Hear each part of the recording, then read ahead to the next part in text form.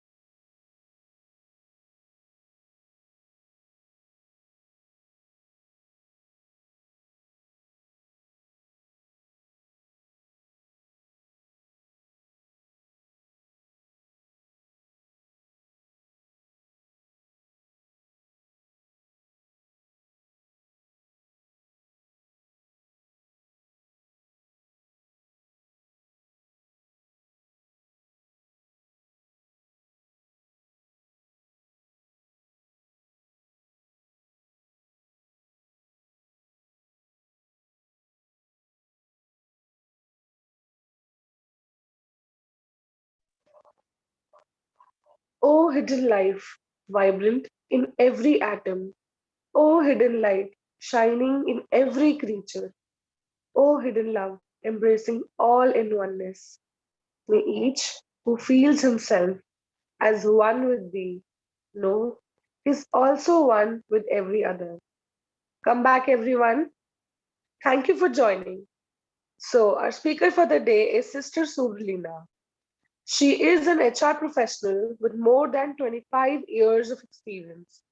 She is a life member of the Theosophical Society of India since 2003. She has addressed in youth camps on motivating and leading youth. She's associated with NGOs and organizations working for holistic development of children. She has founded a new lodge, Prayas Theosophical Lodge, in December 2017. The members of the lodge are mostly young children and youth for whom she conducts weekly meetings and also seminars, special study classes, workshops time to time. During her membership of last 18 years, she has also been an active TOS member working for poor and unprivileged children. She took charge of TOS Delhi region in 2016 as a regional secretary and has been dedicatedly working under the guidance of senior members of TOS. So, without wasting any time, let us all welcome her for today's talk. Over to you, Sister Sublina. Thank you, Kritika. I hope I am audible. Yes, ma'am. Okay. So, as in the last two sessions, we were reading and discussing about reincarnation. This chapter is again a continued chapter on reincarnation itself. So far, we have discussed about evolution step by step, also the science behind evolution. Then we discussed about how while we are evolving and while you are reincarnating again to evolve, we accumulate experience, we accumulate, I would say, energy from our memories so that we become better and stronger in the aspects to come into the next life with more enhanced skills or qualities. So this is how we have understood so far. Now let us get into the deeper study of reincarnation further to understand how these things actually work, how these things actually work on the surface, and why reincarnation helps us in step by step getting better and acquiring experience. to be better. Now, this chapter starts with this: the ascending stages of consciousness through which the thinker passes as he reincarnates during his long cycle of lives in the three lower worlds are clearly marked out. And here, this book talks about different stages. The first of the stages is that in which all the experiences are sensational. The only contribution made by the mind consisting of the recognition that contact with some object is followed by a sensation of pleasure, while contact with others is followed by a sensation of pain. As we all know, on a physical level also, there is something when we do, we feel good, and when there is something we do not feel good. Similarly, when we get an experience, we visit places, we meet people, we go to a new place rather. So we associate our pleasure and pain with that. So any object outside gives us a sensation, either it's good or bad, and that is why we call it a pleasurable sensation or a painful sensation. These objects form mental pictures, and the pictures soon begin to act as a stimulus to seek the objects associated with pleasure when those objects are not present. So what is that? So we are getting a sensation of pleasure associated with an object, and now this very object is not there, but there is a mental picture of it. Even if we are not seeing the picture, we are not seeing the object closely, or we are not nearby the object. For example, a place. We have, let's say, visited a place which is very beautiful. And the moment we think about it, even if we are not there, we feel okay as if we are there. That kind of an association happens in the through the mental pictures. Now, at this stage of evolution, memory is very short-lived, or in other words, mental images are very transitory. They can't just stay with us for long. For a while, we do not feel good, we think of that. And that is why, many of these, I would say, treatment under psychiatric or psychological treatment, they also, kind of help us associate certain good experience of ours or certain good objects which gives us good sensation. The first step is, please think through a good memory. How are you feeling? All this stuff happens at a very beginning level. So here the memory is very short-lived because mental images are very transitory. The idea of forecasting the future from the past, even to the most rudimentary extent, has not dawned on the infant thinker. And his actions are guided from outside by the impacts that reach him from the external world, or at furthest by the promptings of his appetites and passions, craving gratification. He will throw away anything for an immediate satisfaction, however necessary the thing may be for his future well-being. The need of the moment overpowers every other consideration. So through this kind of a short-lived memory, while we are actually evolving, but what happens is, for a moment, we really want that, and we throw away anything for that particular experience or that particular sensation. So what happens here? The very need of the moment actually is overpowering. Of human souls in the embryonic condition, numerous examples can be found in books of travel, and the necessity for many lives will be impressed on the mind of anyone who studies the mental condition of the least evolved savages and compares it with the mental condition of an even average humanity among ourselves. Needless to say that the moral capacity is no more evolved than the mental. The idea of good and evil has not yet been conceived, nor is it possible to convey to the quite undeveloped mind even elementary notion of either good or bad. So let us understand it. Since we are associating sensation with objects, sensation of pleasure and pain, liking, disliking, good feeling, bad feeling, it could be as simple as a food available in a particular restaurant. We go and we like it. we would most likely want to order from that restaurant, or we would most likely want to go to that place to eat out.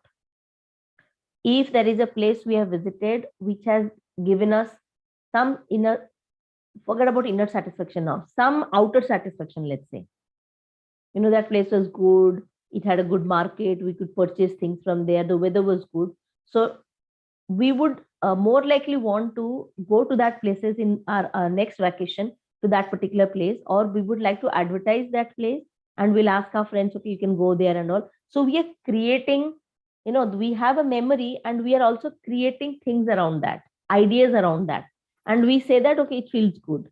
But at one particular point in time, we will see that it will only be at the level of how are we feeling with it. So it is more of a we have created a mental image, so no moral thing is evolving there. It is only we are creating an image feeling good, no moral values being added there.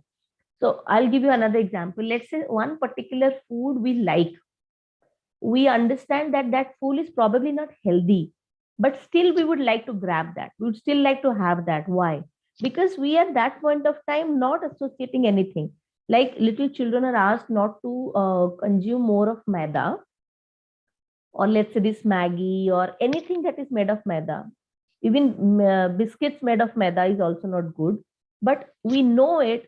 And most of the time we'll say, okay, I'm just feeling hungry and I just love it, let me have it now.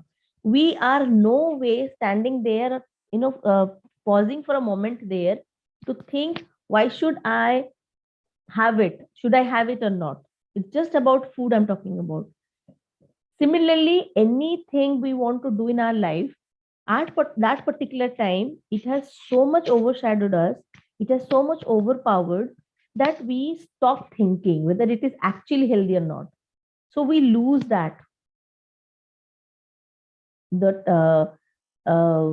differentiation. Okay. Now, there was this case which this book has mentioned. There is this case of an Australian savage. Charles Darwin has written about him. See, primarily Charles Darwin, we know about, he always talked about evolution from the lower to the higher. Now, here let us see the example, how the savage mind works, how the savage behavior works. Now, this person was pressed by hunger. So, pressed by hunger, the man speared the nearest living creature that could serve as food. Now, he is under a good pressure of hunger. So he could have anything that is available, any living creature that could serve as food. And this happened to be his wife. So what he did, he killed his wife and had the flesh. A European remonstrated with him on the wickedness of his deed, but failed to make any impression. For from the reproach that to eat his wife was very, very bad, he only deduced the inference that the stranger thought she had proved nasty or indigestible, and he put him right by smiling peacefully as he patted himself after his meal and declaring in a satisfied way, "She is very good." Do you get this example?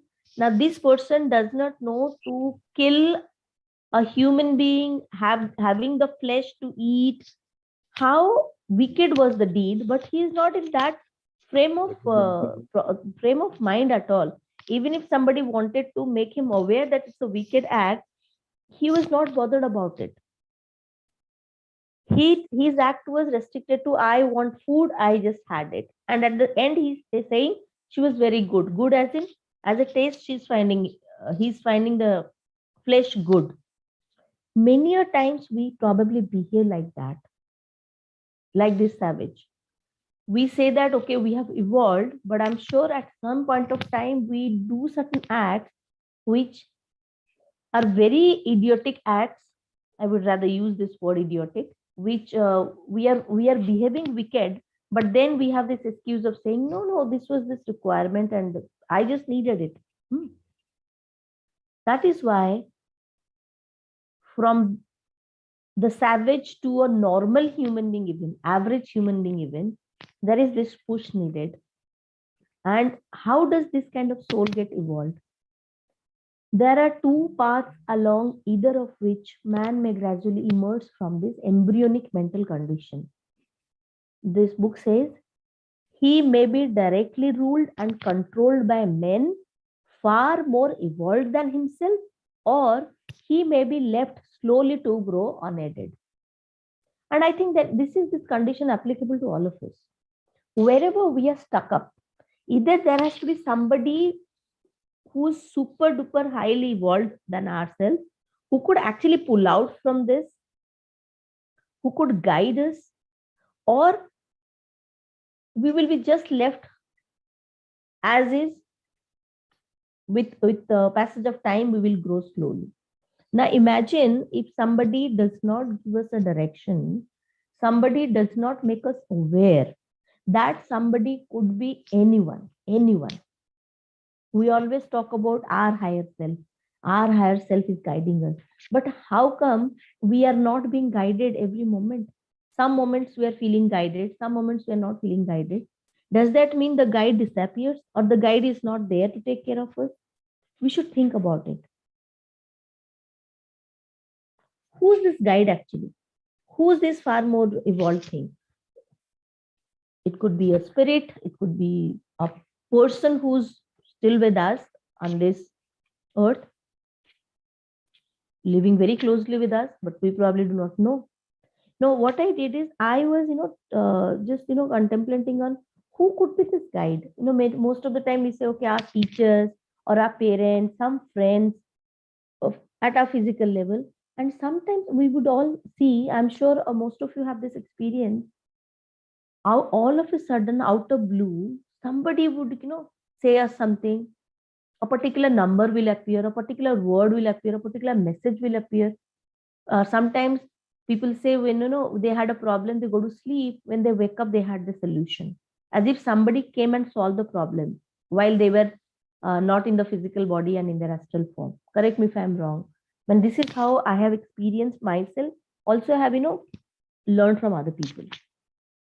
Now I was just checking on who could be these guides.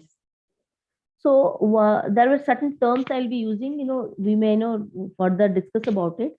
But then there are, if you have heard of, there are angels and there are masters. There are highly developed spirits who are always, there to help us. In my second session on this series, Ancient Wisdom, Reincarnation and Karma, when we are talking about I think in the second session, I was talking about invisible helpers, if you remember. So let us, think in that line, and I'll give you some example or some words, new words here. There are some leaders in this spiritual guidance. They are called archangels. So they have a powerful and they have very large energy structure, I would say. And because they have very high energy level and they're powerful, they have a speciality for a particular way of work, a particular kind of work, and they can work along with a countless humans at once.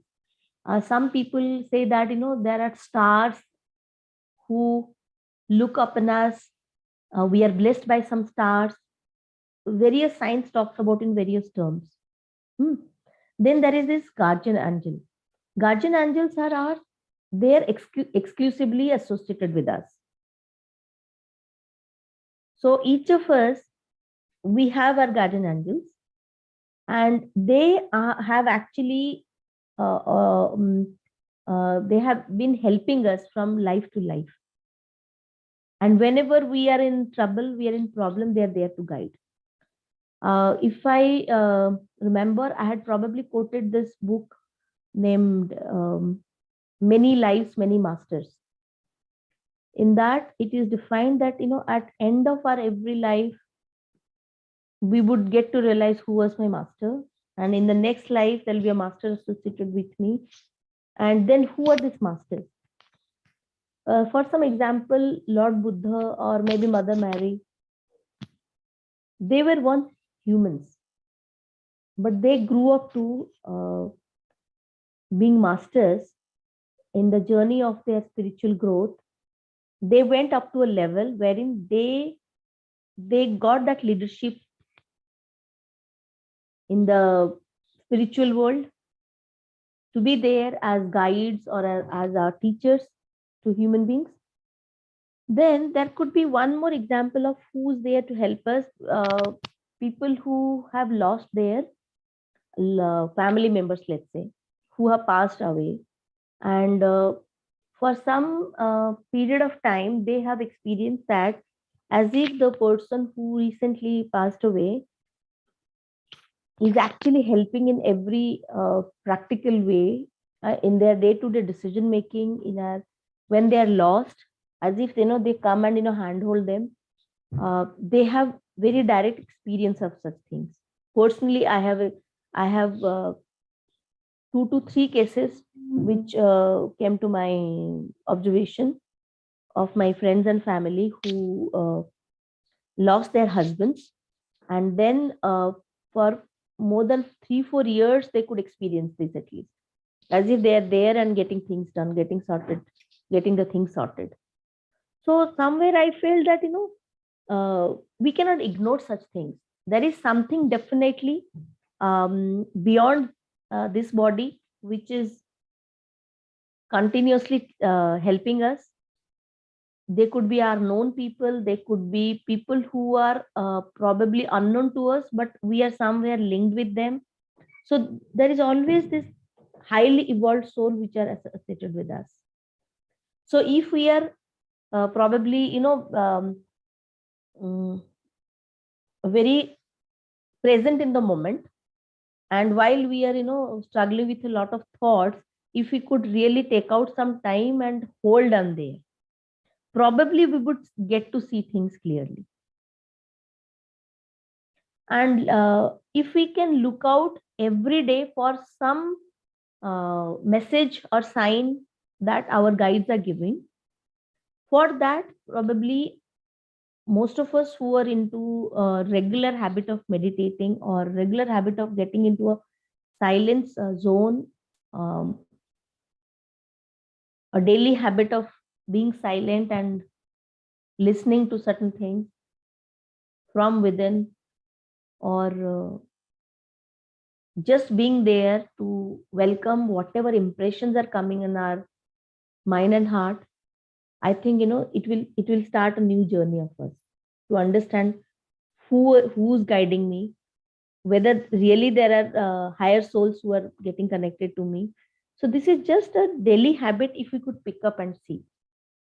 So what will happen is, at least on the path of evolution, we would understand, as this book also said.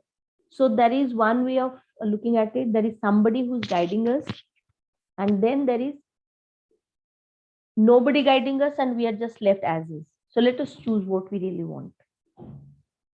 Another connotation could be, there are some people who want to go to different places where there is a spiritual teacher. In this contemporary world also, we can see there are spiritual gurus who would handhold you, who would tell you certain things to do in your daily habits, good habits, and who would tell you start looking at things differently and pick up new habits for a spiritual journey. So people are also doing that. People are also following some spiritual guru. They have their own family guru, they have their own community guru. So they call them our teacher. Our teacher is there who's guiding us. So there are different ways of looking at this.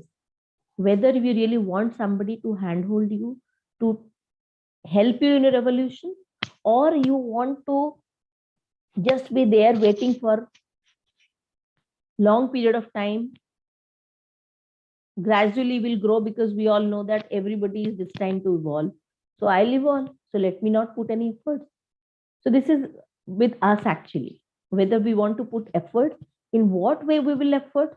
Then there comes this thing, if we are putting our efforts to grow and evolve, and then we are so dependent on our teacher or guide that we are not looking within, we are not working on our own free will or our own strength and energy which is within. We are just dependent, okay, this particular person will be my savior. No.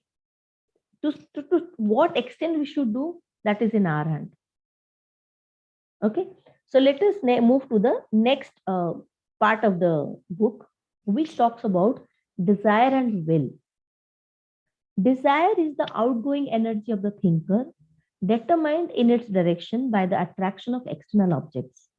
Will is the outgoing energy of the thinker, determined in its direction by the conclusions drawn by the reason from past experiences or by the direct intuition of the thinker himself. Otherwise put, desire is guided from without, will from within. Now, this we all also already know, that if I'm desirous of getting something, I'm actually being guided by external forces. External objects are attracting me. External objects are prompting me to do something. So we are driven by desire. But when there is no outward sensations, no outward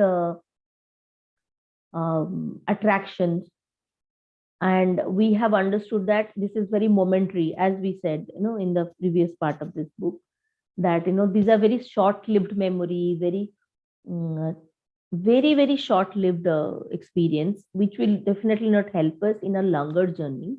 So then we start recognizing the will which comes from within. Now, how long would we actually desire one by one many things, and then at the end of it we will say, okay, I'm done, my all cravings are done, it didn't really help me. So we must understand that will is the offspring of the divine, the godliness in us, the divinity in us, whereas desire is somewhere a power of the animal instinct, animal life, I would say. So as we already know, we have already been an animal, now we have been a man, and we all know that we are in the image of God. So we should evolve on an ascending order. We should start looking at us in every moment, whether this is desire, it's actually will from within. We could probably cross-check this. Many a times we say that, oh, this is my willpower, I will go and do it. But what we are going to do it? At the end of it, is it just a desire you want to achieve, which you want to fulfill? So we confuse with this. We many a times say that, okay, this person has a very strong willpower. But willpower for what? If it is just to achieve a petty, very momentary, worldly and materialistic thing, why should we call it even a willpower? It's a desire. The person is driven by a desire. Most men live in and by desire, mistaking it for the will. But he who would achieve must separate will from desire and make his will the ruler. For desire is unstable and ever changing, while will is steady and constant. Both will and desire are absolute creators, forming the man himself and his surroundings. But will creates intelligently and desire creates blindly. The man, therefore, makes himself in the image of his desire unless he creates himself in the likeness of the divine. We must understand these things. So every time we are doing something and we are thinking that this is a very high power within me and I'm working on it, let us ask ourselves, I'm being desirous, or there's a strong willpower to to master that desire, I would say. When I say the mastering the desire, that means we know to control that. We do not even control overeating. We do not control overdoing anything which is not required in life. What kind of a willpower we are talking about? Oversleeping, overeating, Why do we do all this? That means there is this will is missing. It's only driven by desire. Let man be left free to choose his own actions, but let every action bring about an inevitable result. Let him run loose amid all objects of desire and seize whatever he will, but let him have all the results of his choice, be them delightful or grievous. If the person, after doing a lot of things, at the end of it, cannot even decide by himself why it was all for. So what will happen? We are desiring, we are being desirable. At the end of it, when we evaluate, we don't even realize where are we. We are again into the square one, back. So we must think about it. Now, the lower kingdoms work harmoniously, compelled by law. Man's kingdom is a chaos of conflicting wills, fighting against, rebelling against law.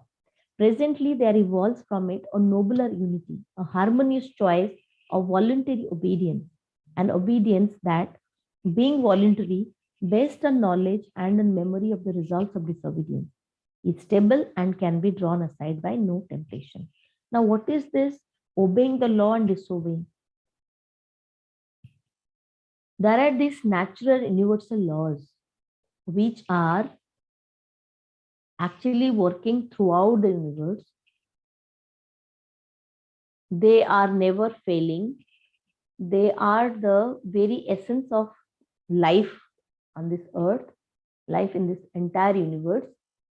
And these laws are so powerful, are so true. They can't be challenged. We cannot challenge the natural laws. Now, it's a study that the lower kingdoms, they are more surrendering to natural laws. They go along with that.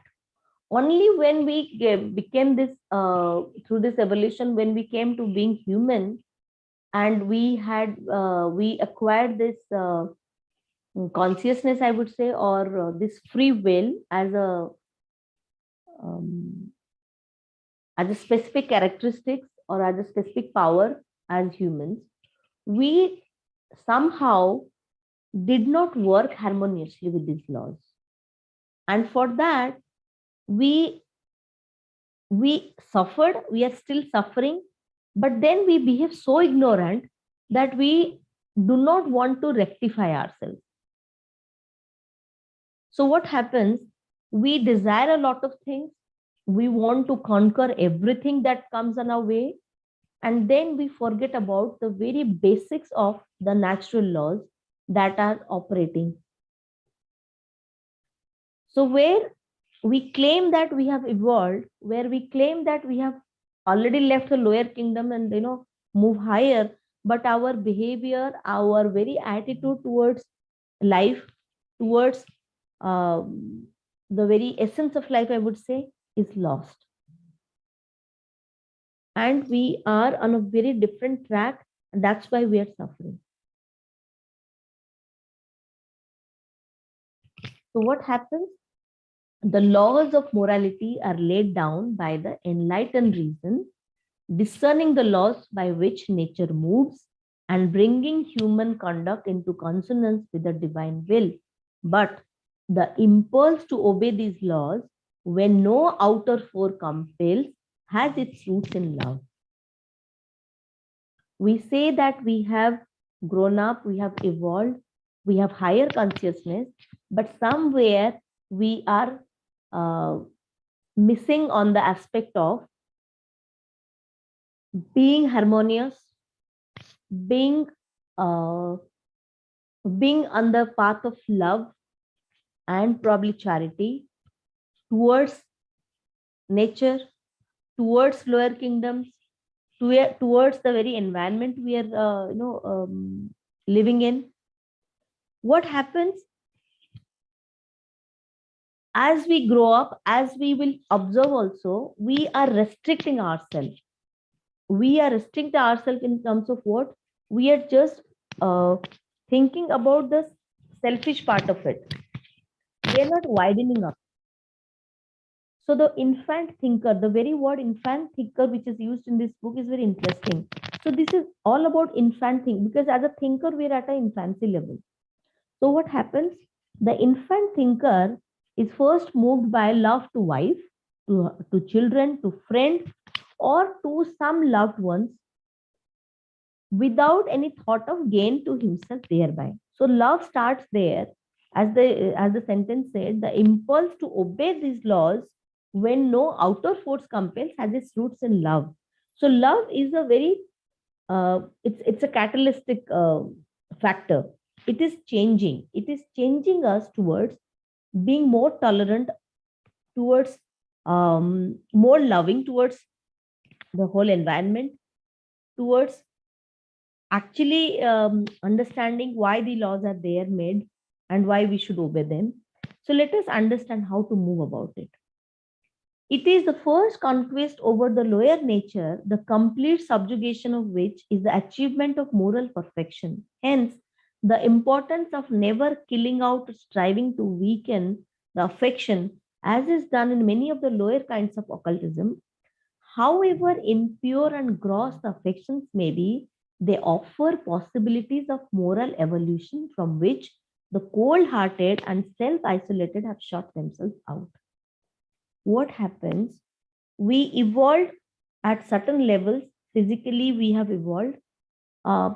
Somewhere mentally, we have evolved, but then there is a missing link of morality.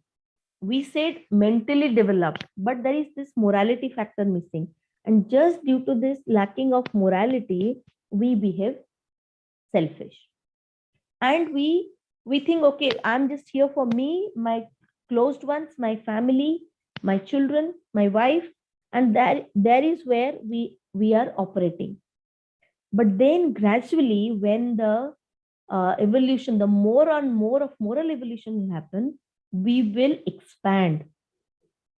We will understand that there is this oneness.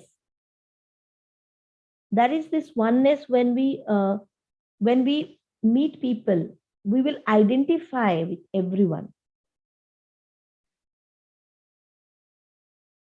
I would give you an example here.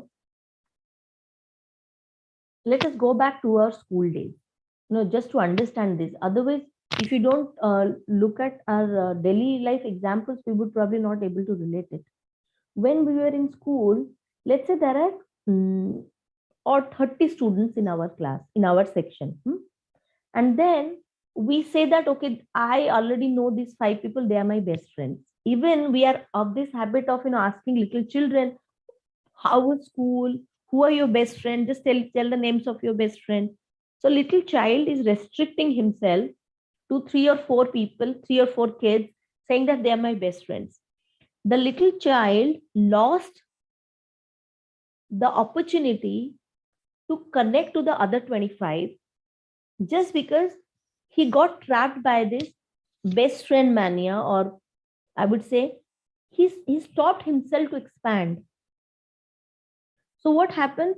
The child grows up and he picks up this habit of just restricting himself to be associated or to connect to only a lesser segment of the society. I hope I'm able to bring some sense here. And then when you grow up, you go to a community, you choose, okay, these are these people only I'll be in friendly. These are these people only I want to live with. And I'm losing out the other opportunity, the other people, I'm losing out them. I don't even explore them. This is this habit we have picked up. And we say that we have evolved and we have widened up. We have not widened up actually. We have grown restricted. If I could really relate it to daily life. And that is why this habit. If every child is given an opportunity to go around and mix up, to go around and know people, to explore. Interestingly, there are some games wherein we do, interchanging of likes, dislikes, ideas, habits.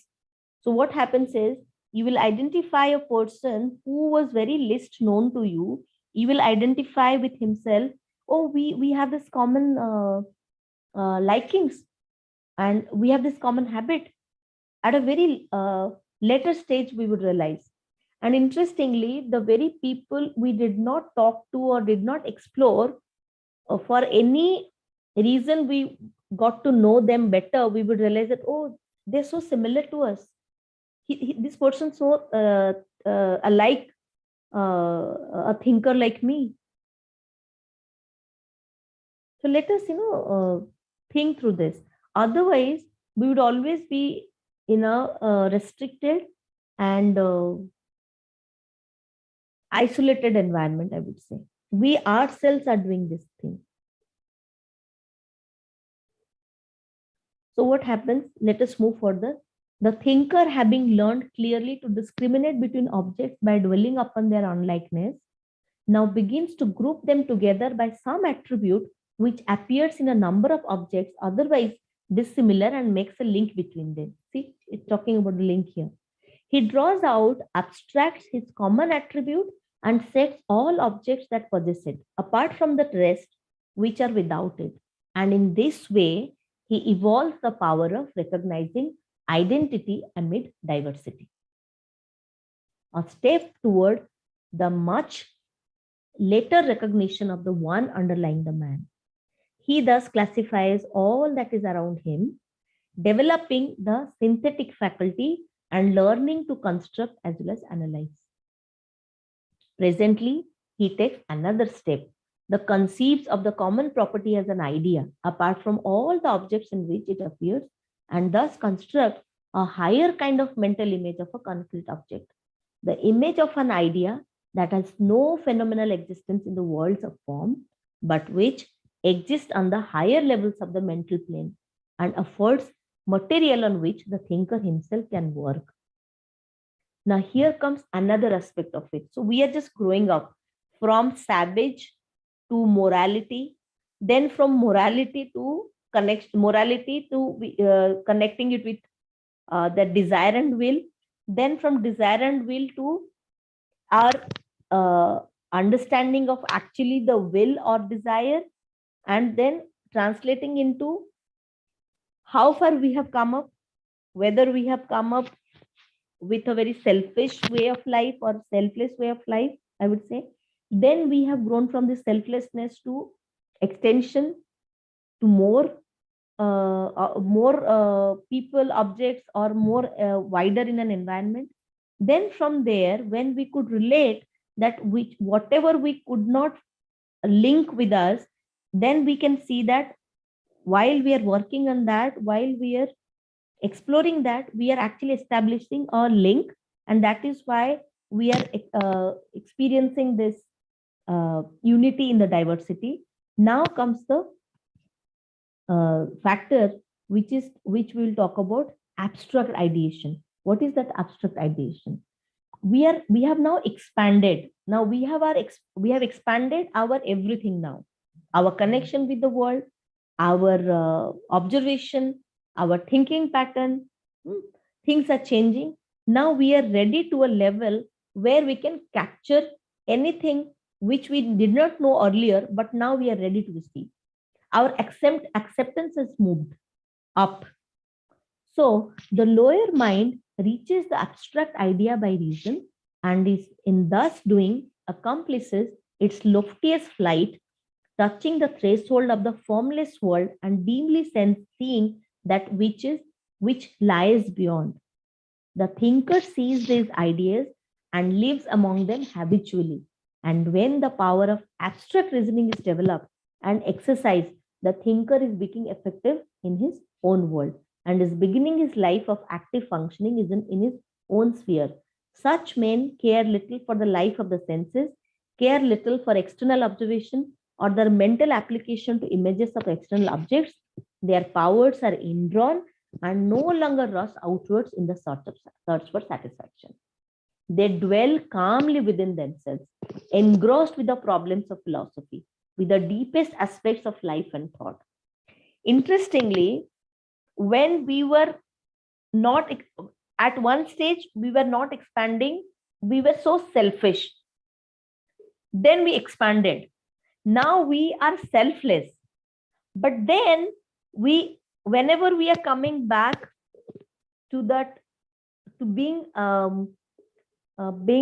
alone, we are actually not having that selfish thought now.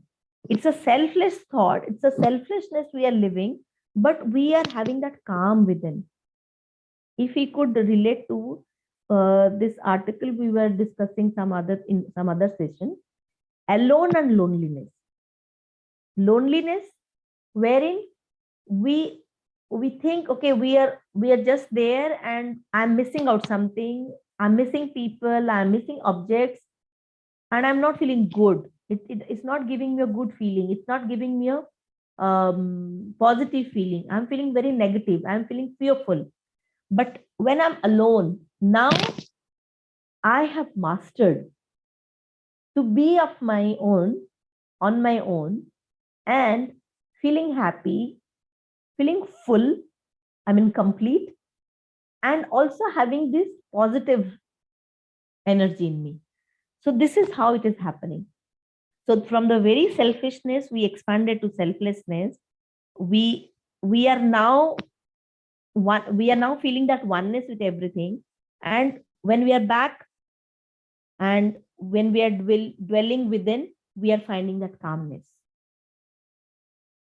Because we would start at this particular time, we would start seeking to understand causes rather than troubling ourselves with effects.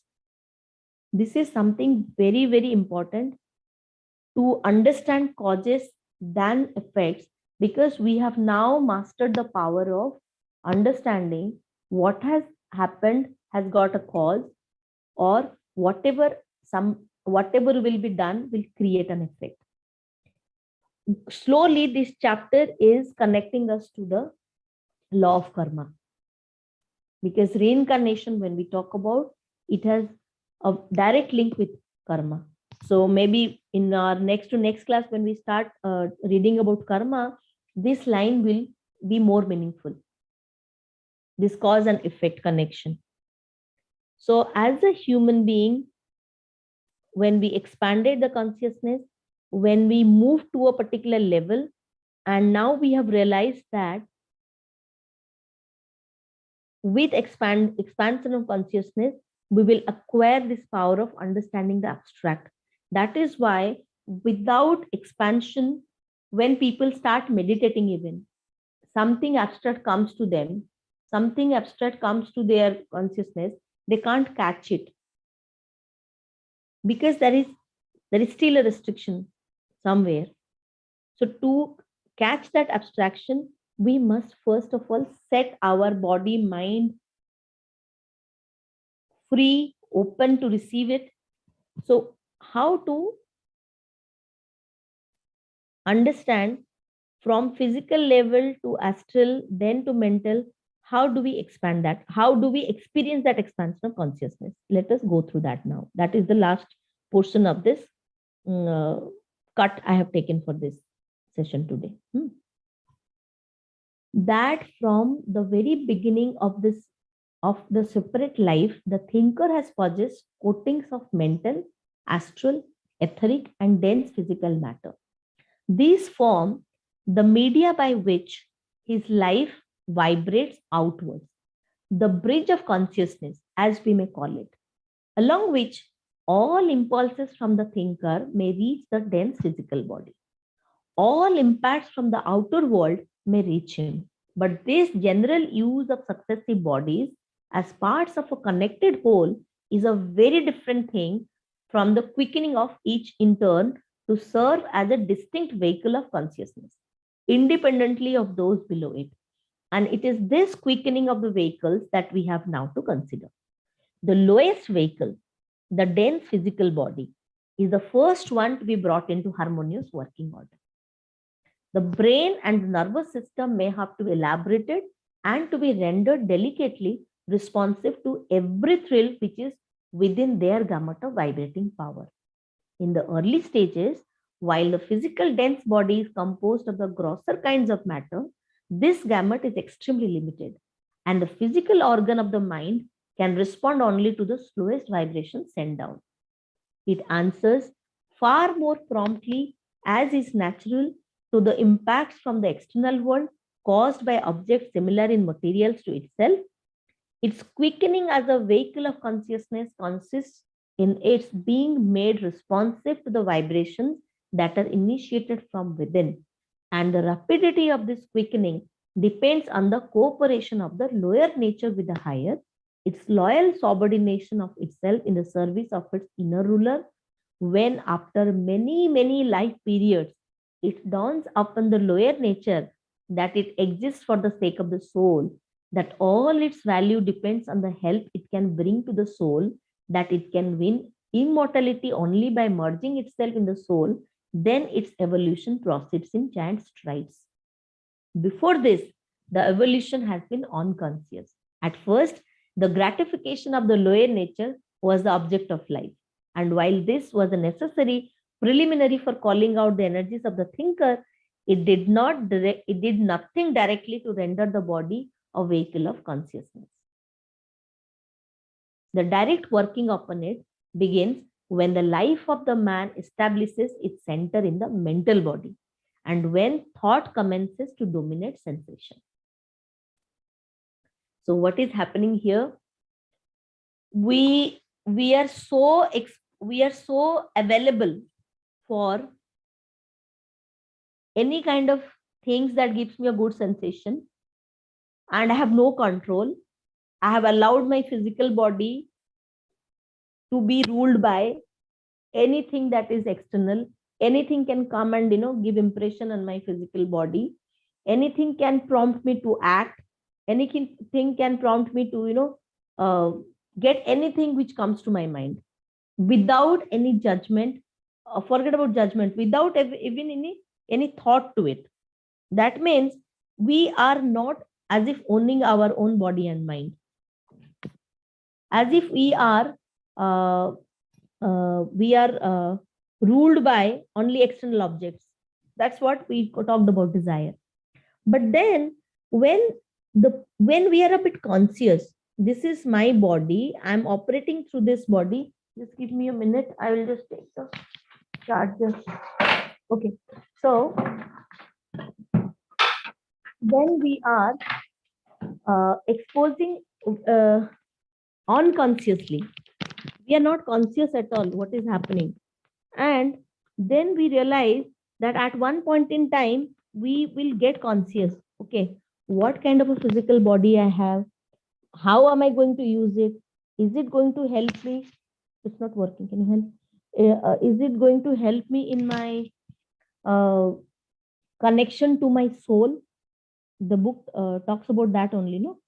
So unless and until we are ready to connect everything that we use, that we do using our physical body, and we are not conscious about whether it is helping us in our soul, in our connection to the soul, then we will just be like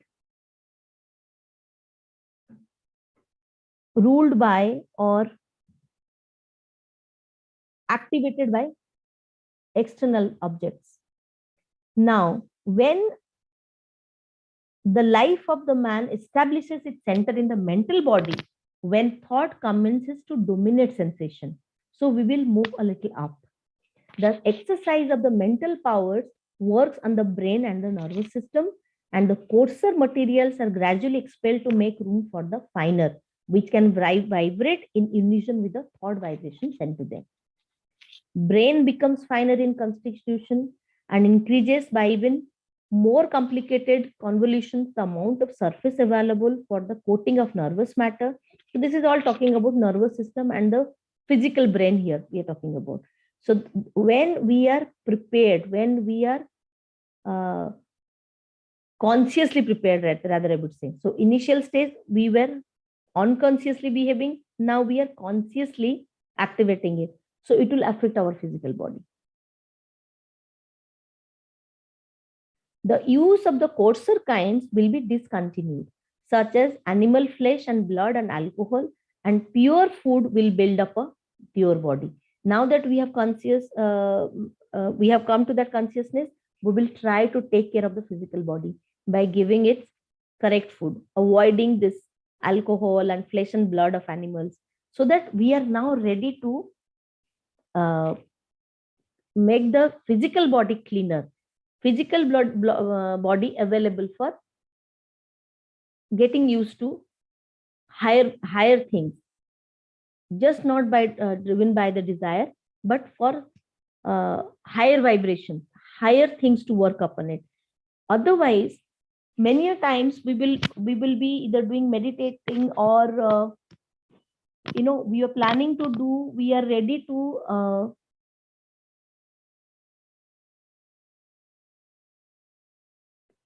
to accept abstract and higher thoughts and vibrations, but we are physically so weak. Even in certain meditation sessions, there is a clear-cut guidance that there are some physical habits needed before you actually start doing this meditation. Why are these instructions there? Because this is again a channel, a vehicle through which you would actually get the higher things flow. If we are not making it clean, making it ready for getting that higher vibration, we are actually not using it correctly. I think let us stop here for till this physical thing. We will talk about the other planes in the next session, and we'll close this reincarnation thing because it's very vast. We have to understand it clearly. What is the connection of reincarnation with our vehicles, with our lower three vehicles at least? So I'll be stopping here. Let us read up till this, and in the next session we will talk about going beyond physical body. Going beyond physical body, what are the levels and what are the bodies available? Thank you. Thank you so much, Sister Suvralina. I just wanted to ask that how to connect to that channel. Which channel? I mean, yeah, meditation is one way, but even while meditating, like I meditate, but I am unable to connect. See, even to receive the messages. Yeah, listen. There is a continuous flow of messages happening throughout our day and night. You know it. We are so chaotic. We are so busy in our mundane tasks, mundane activities. We do not take pause. Many sessions I have asked, kids and youth just to take pause. It is like, I'll give you an example. Let's say you are traveling. You are going through a very nice place and you are just not stopping there to see the scenic beauty. And you are driving at your fastest speed. You are on a bike. That's a thrill. You are getting physically thrilled. But the beauty is still there. You are not looking at it. And you say that I did not experience. Or another example, our own sun, he comes out every morning with his bright rays. We do not wake up and we say that I don't think sun is there. Sun doesn't even exist. So he is still there, but we did not wake up to receive his rays. It's as simple as that. Let us not, talk about higher things. Let us start from our simplest things in life. Waking up early to see the most beautiful part of the thing. What can be more beautiful and amazing than the sun? And it's so easily available. We are ignoring, and we are talking about how do I achieve that channel or how do I achieve that message. Vimalji would like to say some more example to clarify this. Suvralina, I actually want to ask you a question. So in your opinion, everything of course points to the mind. Okay. So, but what about children who are born with, low IQ or problems? There's a rise of autism in the world. They say 1 in every 55 children are born with autism. So what is your opinion? It's of course it will be little guesswork, and it doesn't matter whatever it is. What is your thinking about? What is the purpose of such children being born when they can't use their mind in the way we are thinking? I'll give you an example here. I don't know how I could really satisfy this to your question. I know one person in Odisha who did not understand any language. I mean, if Odia was okay, because being an Odia, I would know the Odia language. No English and Hindi. But she was this old lady. She was a member of the Theosophical Society when she was pretty young. She would attend every class.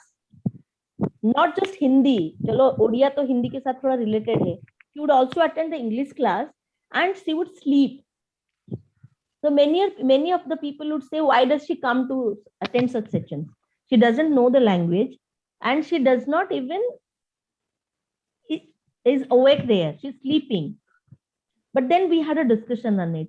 Some of the senior members, they clarified this. Even if physically you are not there, okay, you are sleeping, there is this ear and eye of your soul, ear and eye of your inner being, which is perceiving that. Even the child is crippled, but the essence of life, the very, what Kritika said, the connection of the channel is not missed. Physical body is deformed. Even mentally not developed, it's coming under the physical part only. Okay. Are you getting it? Shreji, am I correct? Yeah. Please go ahead. So there is always a chance to grab the very essence of life, even if with a crippled body. My brain is not working. I'll give you one example. This person was in coma. There was this patient in coma, and everybody knows that when you are under coma, you're actually dead. You don't have any sensation. And then in this operation theater, there was this doctor who came in and he lost his cap. Okay, so he was writing, then the cap just, Pen's cap. Pen's cap. Then when this patient came out of coma, he said, I saw this gentleman coming into my operation theater. He said, you were in coma. How could he know it? Okay. Then he said, then when he was writing something on the prescription, उनका cap गिर गया था और वो मेरे bed के नीचे आके गिर गया था. And they actually searched for it and they found it. Then there was this big question, while in coma, how could this person see? So there are many things like that beyond science. हम लोग सिर्फ physical concerned हो रहे हैं, physical body को लेके कि we are concerned about, okay, this is perfect, this is not deformed, but then there is something beyond physical definitely. Thank you. And वो तो law of karma के लिए आपको पता है. There is a law of karma and that's why this child is there. Okay. Both for the parents and both for the child himself. But evolution will not stop just because of it. Everybody has everybody has a right to evolve, and everybody will reach that level. Also, I would just like to add, of course, yeah, it is a question of the next chapter, but in Mahatma letters, Mahatma has very clearly written that nobody dies unconsciously. So even a person who has been in coma or who has been mad or schizophrenic or any state of mind, before dying, the whole picture goes on in front of the soul, and they come to know why they have spent the life like that, due to what karma they were made to spend the life like that. It's not the saying good karma or bad karma, it's just whatever it is, that due to some karma, maybe suppose I used my mind for very cunning purposes, so that faculty would be crippled. Suppose I had a lot of money in my last life, but I used that money to do something bad. So in the next life, maybe I will not be given that capacity. So there are many explanations, but we can go on. So, but before dying, the whole picture is made clear that why we spent like that. Okay. Thank you so much. Thank you. And I would just like to thank Suvralina ji for explaining in such a nice way. I was just listening and almost meditating. And the very, very important point you explained, that how evolution is very slow, and from desires to will, and how, very important point you said, how from effects we learn to concentrate on causes. Because if we know which cause is producing what effect, then we can work at the roots. And that was very, very nice. Thank you so much with your daily life examples, and very clear. Thank you. Thank you. Thank you so much, everyone, for this wonderful discussion. And thank you, Sister Suvralina, for making this topic so easy. So let's proceed and let's meditate and absorb all the things we learned today.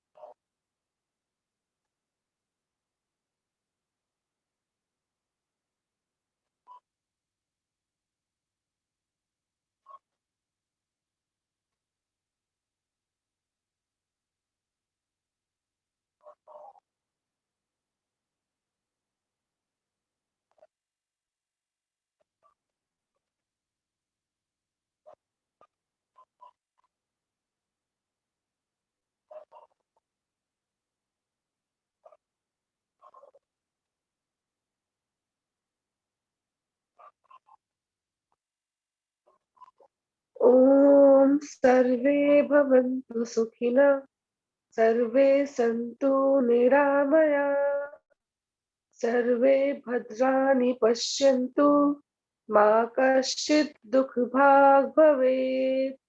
Om Shanti. Om. Thank you so much, everyone, for joining. So let's meet next week, same place and same